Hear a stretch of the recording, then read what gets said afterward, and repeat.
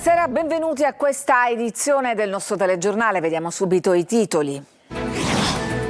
Bufera politica sulle dimissioni del sindaco di Messina, Basile, che lascia e annuncia contestualmente la sua prossima ricandidatura in primavera. Attaccano le opposizioni, capriccio politico di Cateno De Luca. Continua l'emergenza a Niscemi, sono oltre 1500 gli sfollati dopo la frana.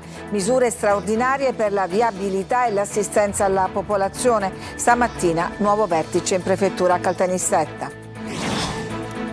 Dopo 4 giorni è stato domato l'incendio all'impianto trattamento rifiuti di Campofelice di Roccella nel Palermitano, ancora da accertare le cause.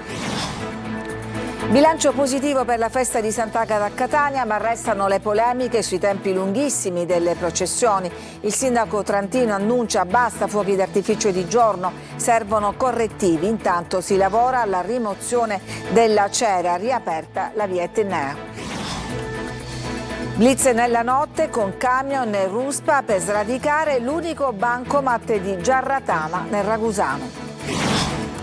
Acque torbide in un affluente del torrente Tellesimo nel Ragusano, la denuncia di Legambiente sulla probabile presenza di liquami. Calcio in Serie C, Catania vede scappare il Benevento che vince contro il Picerno, rossazzurri adesso a -6 dalla vetta, martedì al Massimino il Cerignola.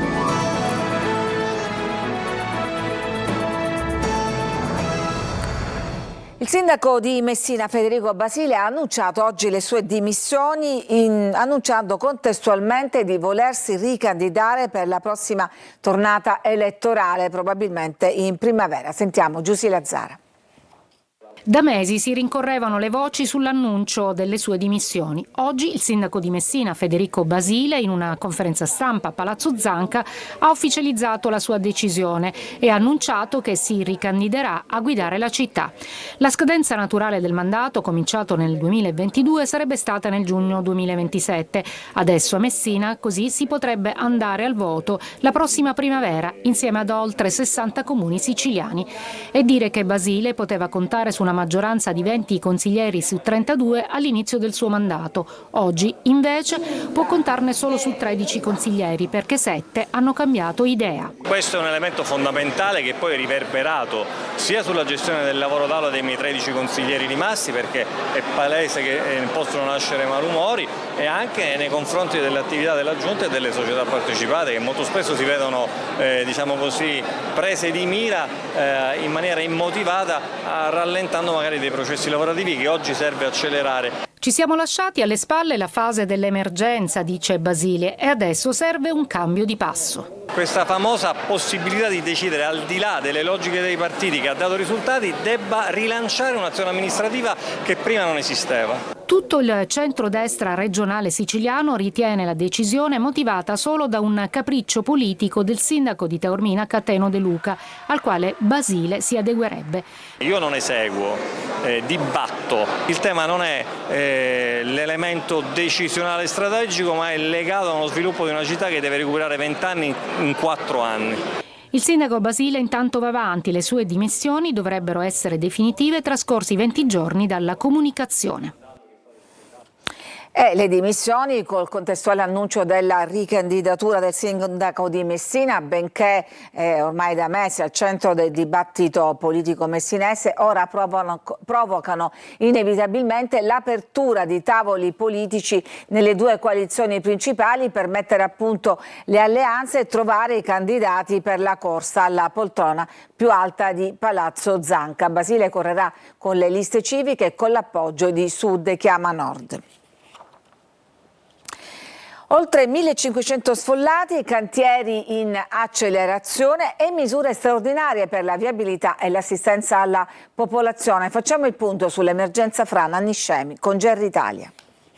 Un'emergenza che non conosce tregua e che continua a tenere alta la soglia di allerta a Niscemi. È il quadro emerso dall'ultima riunione del Centro di Coordinamento Soccorsi presieduta dal viceprefetto vicario di Caltanissetta nella sala operativa della Protezione Civile, con la partecipazione dei vertici delle forze dell'ordine, dei vigili del fuoco e in collegamento con il Dipartimento Nazionale della Protezione Civile e il Centro Operativo Comunale. Al centro del confronto l'aggiornamento quotidiano sulle attività messe in campo per fronteggiare l'emergenza frana. Il sindaco Massimiliano Conti ha comunicato il nuovo dato sugli sfollati approvati sono 1539, dopo la correzione di un errore di conteggio in zona rossa. Le domande per il contributo di autonoma sistemazione sono 442, per un totale di 1.007 persone, mentre restano in fase di valutazione 170 richieste di locazione o vendita di immobili. Sul fronte dei servizi essenziali, Poste Italiane ha annunciato l'attivazione gratuita del servizio Seguimi per garantire la consegna della corrispondenza ai residenti della zona rossa, operativa già dai primi giorni della prossima settimana. Accelerano intanto i lavori sulla viabilità alternativa. È stato firmato un decreto per consentire la circolazione in deroga nel fine settimana di altri 20 mezzi pesanti. Il Genio Guastatori ha comunicato che sono stati già completati poco più di 1,5 chilometri dei 2 totali del bypass tra la SP10 e la SP12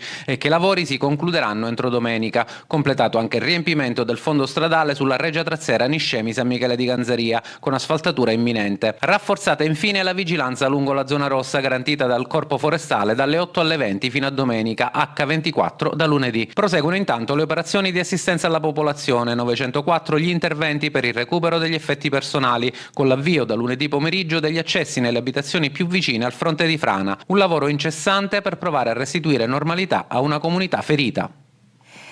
E Pistoia, che è la città capitale del libro per il 2026, ha offerto il proprio aiuto per la rinascita della biblioteca di Niscemi, che come sapete è stata messa a rischio dalla frana. La sindaca facente funzione Ada Maria Ida Celesti si è detta disponibile a collaborare per accompagnare la ricostruzione della biblioteca in un luogo sicuro, promuovendo anche una campagna di raccolta fondi.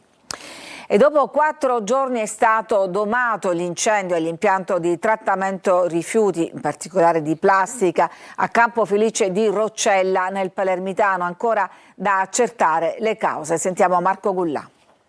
Ci sono voluti quasi 4 giorni, ma oggi pomeriggio si è concluso il lavoro dei vigili del fuoco per spegnere l'incendio e mettere in sicurezza l'impianto di trattamento dei rifiuti di plastica Ecorec a Campofelice di Roccella, nel Palermitano. Un lavoro incessante da parte dei pompieri. Le operazioni erano iniziate nella serata tra il 3 e 4 febbraio a causa del rogo che ha coinvolto la quasi totalità del materiale plastico stoccato all'esterno dell'impianto. Nelle prime ore dell'intervento i pompieri hanno controllato l'incendio, evitando che le fiamme coinvolgessero le strutture dello stabilimento ed evitando danni strutturali e crolli. Dopo la prima notte si è domato l'incendio utilizzando diversi mezzi anche ad alta capacità di spegnimento. Dal secondo giorno ad incendio domato il personale dei vigili del fuoco con mezzi in movimento terra ha dovuto effettuare le operazioni di smassamento e raffreddamento di tutta la materia plastica coinvolta per evitare che la stessa riprendesse fuoco. I tecnici dell'ARPA hanno effettuato le analisi per valutare l'impatto dell'evento. Sono in corso da parte del nucleo investigativo antincendio anche le attività per determinare le cause del rogo.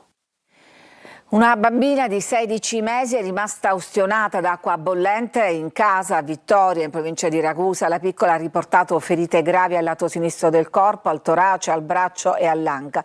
È stata presa in carico dal centro grandi ustioni dell'ospedale Cannizzaro di Catania, dove si trova ricoverata in terapia intensiva con ustioni su circa il 15% del corpo. Archiviata la festa di Sant'Agata, patrona di Catania, rimangono le polemiche sui tempi lunghissimi della processione. Il sindaco Trantini ha detto si possono fare correttivi, non ha senso fare i fuochi alle luci del giorno.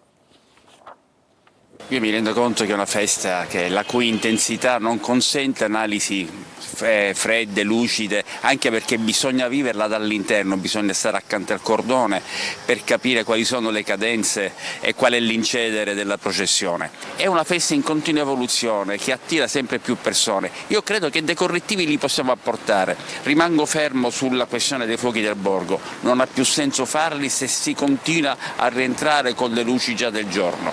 E allora su questo è chiaro che è un correttivo che dobbiamo apportare, ma per il resto cerchiamo a tutti quanti di stringerci attorno a una festa che comunque è stata caratterizzata, nonostante l'imponente massa di persone, da compostezza e ordine. Intanto Catania torna lentamente alla normalità, si procede con la pulizia straordinaria delle strade, è stata già riaperta in tempi record la via Etnea. Sentiamo Tonino De Mana. Archiviata la festa di Sant'Agata, anche se resta l'appuntamento con l'ottava, Catania torna alla normalità con l'obiettivo prioritario di ripulire le strade dalla cera neutralizzata in parte dall'enorme quantitativo di segatura sparsa dalla Gema per agevolare la rimozione. Il passaggio di torcioni in via Etnea a via Caronda, caratteristico del giro interno della processione, ha impegnato centinaia di operatori che subito dopo il passaggio della Santa si sono mobilitati con spazzatrici, cannelli, pale, scope ed ogni mezzo utile per effettuare la pulizia delle strade. La macchina della polizia municipale prende la rincorsa, accelera e poi frena. Lo fa più volte perché la sicurezza viene prima di tutto. Il grip test per verificare l'aderenza delle gomme dà esito positivo. Alle 11:15 la centralissima via Etnea viene totalmente riaperta al traffico. Se non è record, poco ci manca. Transenne che vengono rimosse dalla polizia municipale e via libera per la soddisfazione del vice sindaco Pesce. Per noi è un risultato straordinario perché nel rispetto ovviamente della tradizione e della devozione, però abbiamo messo in campo un'organizzazione capillare per garantire la normalità. Con il sindaco abbiamo pensato appunto a questo, di garantire la sicurezza e allo stesso tempo far sentire il meno possibile il peso del dopo festa. Che festa è stata per Massimo Pesce? Ma una festa per me bellissima, con una grande responsabilità. Si lavora senza soste, lo vedete, anche in via Caronda, che sarà riaperta al traffico nelle prossime ore. E siamo adesso alla cronaca. Con camion e ruspa i malviventi hanno scardinato un bancomat della Banca Agricola Popolare di Sicilia, che era fra l'altro l'unico sportello automatico di Giarratana nel Ragusano. Sentiamo Veronica Barbarino. Non ve l'aspettavate? Queste cose, un paese tranquillo perché succedono. Ingente colpo nella notte a Giarratana, nel Ragusano. Erano le 3 del mattino quando una banda di malviventi ha preso di mira lo sportello bancomat della Banca Agricola Popolare di Sicilia, lungo corso 20 settembre. Secondo una prima ricostruzione, l'azione sarebbe stata rapida e ben organizzata. I criminali avrebbero prima rubato una ruspa con benna a Monterosso Almo per poi utilizzarla a Giarratana per scardinare lo sportello automatico. Una volta divelto, il bancomat è stato caricato su un altro mezzo e portato via.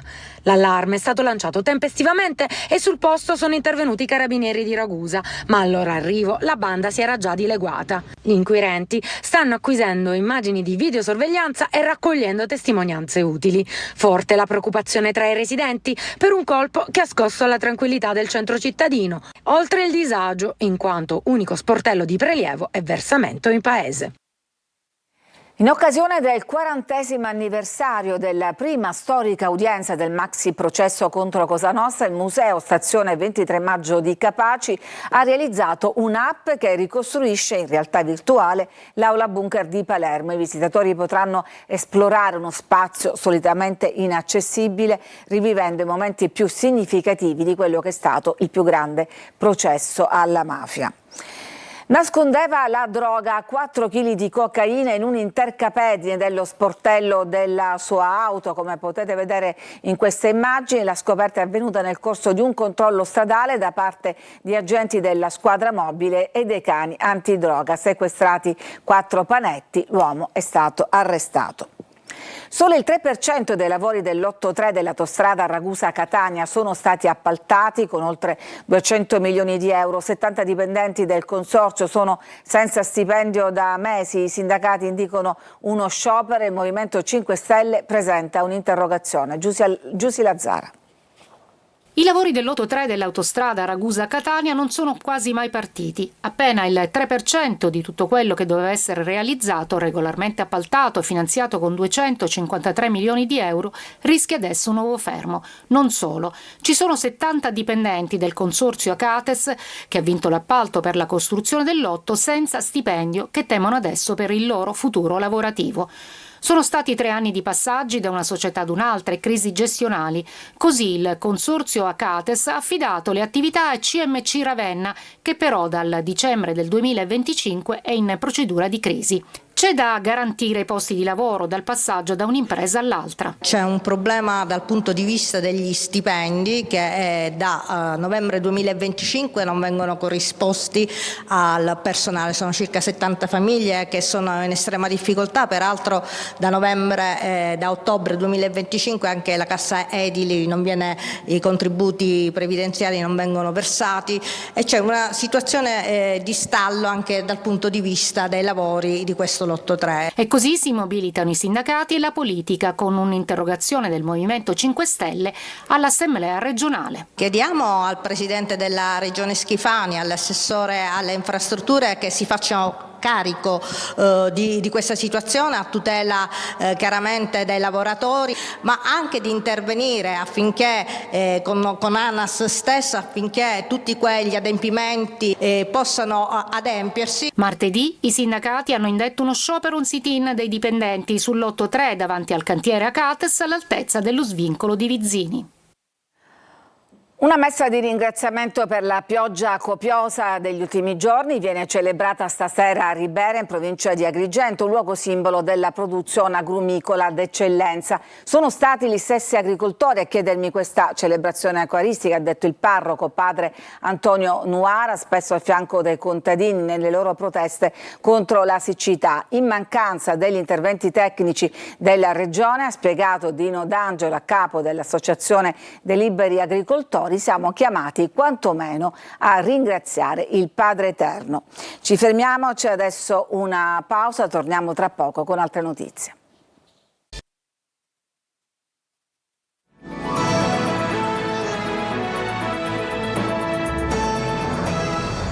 Acque torbide e schiuma in un corso d'acqua affluente del torrente Tellesimo nel Ragusano. La denuncia è di Legambiente. Veronica Barbarino. Acque torbide, schiume sospette e un fiume che cambia colore. Scatta l'allarme ambientale nel territorio ibleo, lungo un corso d'acqua affluente del torrente Tellesimo. A denunciare la situazione è Legambiente Ragusa, che parla di un rischio concreto per l'ambiente, il paesaggio e soprattutto per la salute pubblica.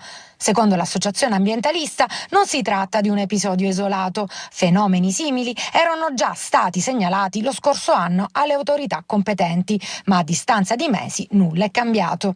Dai sopralluoghi effettuati da Legambiente emergerebbe la presenza nell'aria di accumuli di letame lasciati a cielo aperto, in violazione delle norme sulla corretta gestione dei reflui zootecnici. Una situazione che ad ogni pioggia significativa si traduce in acque di dilavamento cariche di inquinanti che finiscono direttamente nel torrente Tellesimo. Un fenomeno che potrebbe avere gravi conseguenze ambientali e sanitarie, contaminando le acque e mettendo a rischio l'ecosistema e le comunità locali. Per questo Legambiente chiede controlli immediati, sanzioni severe, interventi strutturali per fermare quello che definisce un vero e proprio attentato al patrimonio naturale degli Iblei. L'Italia raccontata attraverso il cinema. A Favara, nell'Agrigentino, la presentazione del libro Asini che volano di Giovanni Floris. Sentiamo Davide Sardo.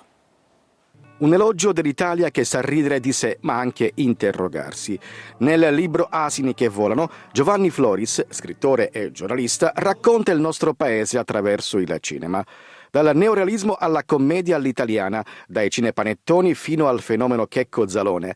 Film diversi, epoche diverse, ma un unico filo conduttore. L'Italia reale, con le sue fragilità, il talento ed una resilienza tutta italiana. La presentazione del volume si è svolta al Castello Chiaramonte di Favara ed è inserita nel progetto Resistere ieri e oggi, promosso dalla Fondazione Calogero Marrone. Allora, sono asini in positivo se si rendono conto di non sapere, siamo tutti noi, studiamo per comprendere le cose. In negativo se sono quelli che potiamo li facciamo volare noi pur essendo asini.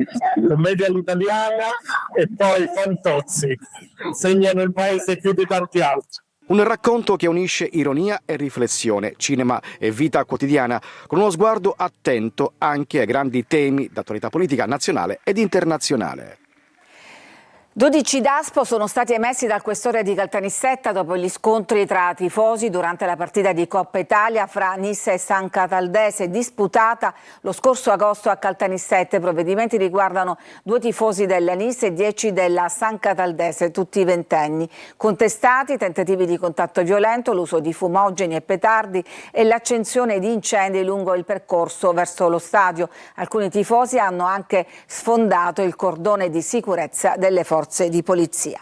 Ci fermiamo, c'è una pausa, torniamo tra poco con il Palermo che ha vinto sull'Empoli 3-2, mentre il Catania aspetta la Cerignola. Tra poco.